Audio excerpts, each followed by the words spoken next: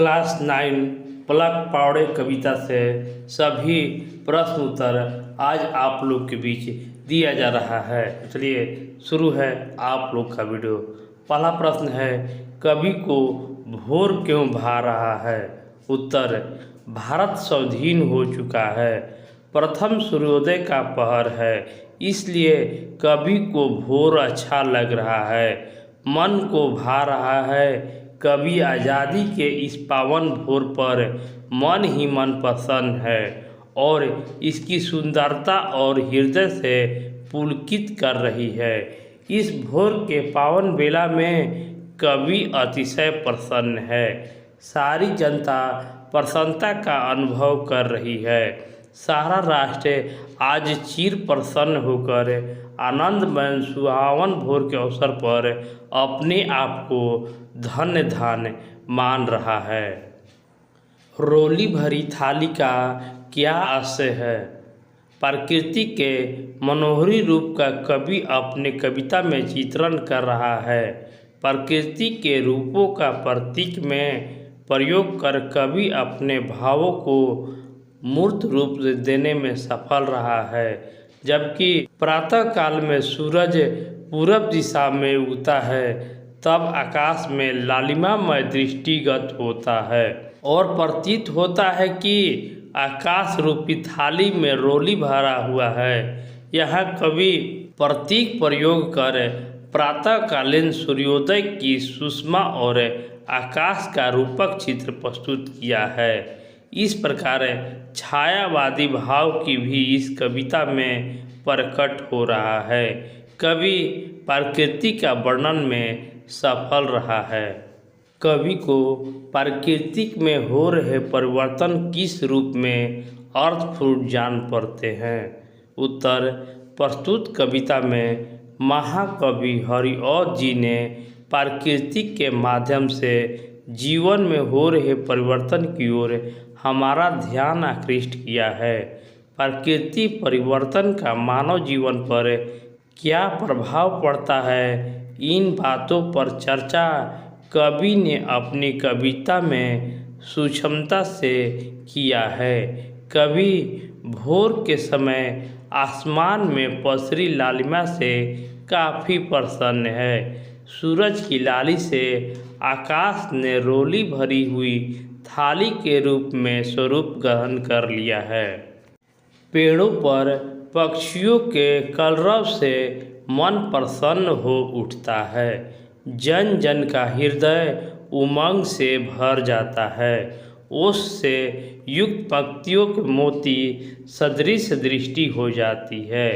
हरे भरे पेड़, अधिक मात्रा में खिले फूल, अधखिली कलियों की सुंदरता और भोरों का उमंग में सुध बुध खो देना आदि पंक्तियों अर्थपूर्ण भाव को प्रदर्शित कर रही है। हवाएं थम थम कर बह रही है। सर्वत्र कोने कोने में मलय बायार की महक परिव्याप्त है। लाल नीले सफ़ेद फूलों से लदी हरी पत्तियों से युक्त लताओं की डंडियों में मन को बहला रही हैं।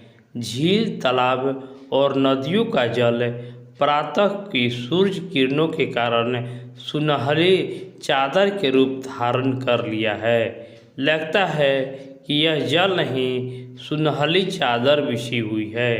चारों तरफ ठाठ बाट का साम्राज्य है। हवा के कौन कौन से कार्य व्यापार कविता में बताए गए हैं?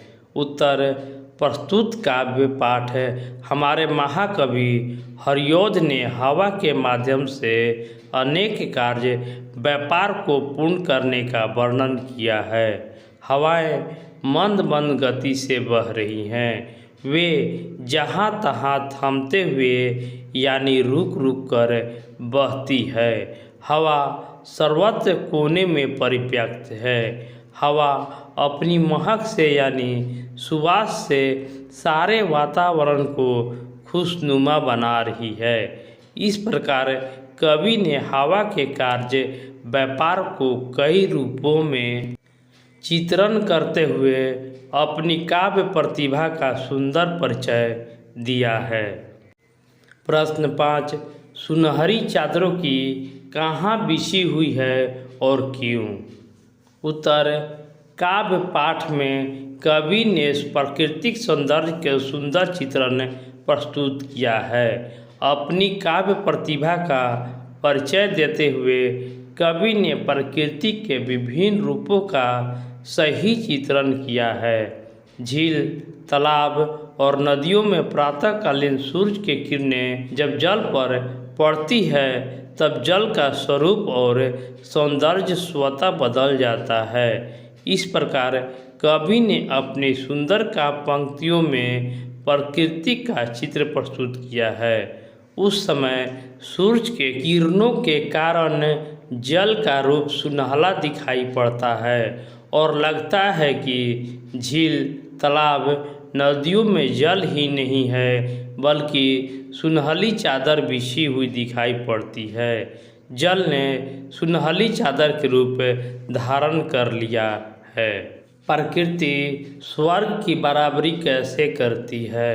उत्तर, प्रस्तुत काव्य पाठ में महाकवि हरिऔध जी ने प्राकृतिक चित्रण के द्वारा धरती के रूप सौंदर्य से बढ़कर स्वर्ग के सदृश तुलना की है। धरती पर चारों तरफ हरियाली व्याप्त है। फूलों से लदकर हरी भरी पत्तियां से युक्त लताएं धरती की सुषमा को बढ़ा रही है। झील, तालाब, नदियों का जल सुनहली चादर के रूप में धारण कर लिया है। चारों तरफ प्रकृति की निराली छटा में श्री वृद्धि हो गई है। चारों तरफ प्राकृतिक सुषमा के बीच जन समुदाय ठाठ बाट का अनुभव कर रहा है। यह भारत भूखंड सज धज कर स्वर्ग के बराबरी कर रहा है। उसी प्रकार भारत की धरती स्वर्ग से बढ़कर है। चारों तरफ प्राकृतिक सुषमा से जल थल मनोहरी रूप का धारण कर लिया है जो सबके मन को भाता है और अच्छा लगता है। कवि को ऐसा लगता है कि सभी प्राकृतिक व्यापारों के प्रकट होने के पीछे कोई गूढ़ अभिप्राय है। यह गूढ़ अभिप्राय क्या हो सकता है?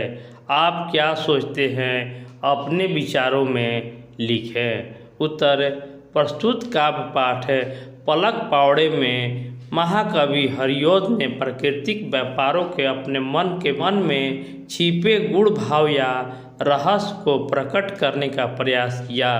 यह प्रयास गूढ़ रहस्य है। भारत के आज़ादी या गुलामी के जंजीरों से मुक्त भारत के प्रथम सूर्योदय पर कवि ने इस कविता का रचना करते हुए प्राकृतिक सुषमा को सूक्ष्म रूप में प्रकट किया है। कवि का हृदय अत्यंत ही प्रसन्न है। वह प्रथम आज़ादी के प्रथम पहर पर स्वयं को प्रसन्नचित्त मानव के रूप में चित्रण करते हुए प्रश्नों की झड़ी लगा देता है। स्वाधीनता प्राप्ति के बाद सारा राष्ट्र उमंग और जोश में अपना सूझ बूझ खोकर बेसुध पड़ा है। यानी पूरे भारत में प्रसन्नता ही प्रसन्नता दिखाई पड़ती है। इस प्रकार प्रकृति के मनोहरी रूपों का चित्रण करते हुए कवि ने अपने ही मन का नहीं बल्कि सारे राष्ट्र के मन की अभिलाषा को व्यक्त किया है। कवि को उसकी उत्कंठित प्रतीक्षा है। इस पर विचार कीजिए। उत्तर, महाकवि हरिऔध जी स्वाधीनता के पावन अवसर पर प्रतीक्षा में आतुर होकर अगवानी कर रहे हैं। कवि की हार्दिक इच्छा है कि हमारा भारत स्वतंत्र हो, सार्वभौम सत्ता से संपन्न हो, नव जागरण का शंखनाद हो, नई चेतना और नया बिहान का नया सूरज उसकी पावन धरती पर उतरे और हम सभी इसकी हृदय से वंदना करें, पूजा करें, अभय प्रार्थना करें, पथ में कुमकुम बिखेर कर अपलक भाव से अगवानी करें। इन पंक्तियों में कवि ने अपने हृदय के उत्कृष्ट भाव को प्रकट किया है। देखते राह थक गई आंखें, क्या हुआ तुम्हें ना पाते हैं, अगर आज आ रहा है तू, हम पलक पावड़े बिछाते हैं। इन पंक्तियों में कवि की उत्कृष्ट भावना छिपी हुई है। यह भाव है स्वाधीन भारत के प्रथम पहर का, जिसकी अगवानी में कवि प्रतीक्षारत है, व्यग्र भाव से अपलक से उन्हें बाट का निहार कर रहा है। वह पावन अवसर कवि के लिए सबसे सुखकारी है। तो इस वीडियो में आज इतना ही। मिलते हैं नेक्स्ट वीडियो में। इस चैनल को आप लोग लाइक शेयर और चैनल को सब्सक्राइब करना ना भूलें। धन्यवाद।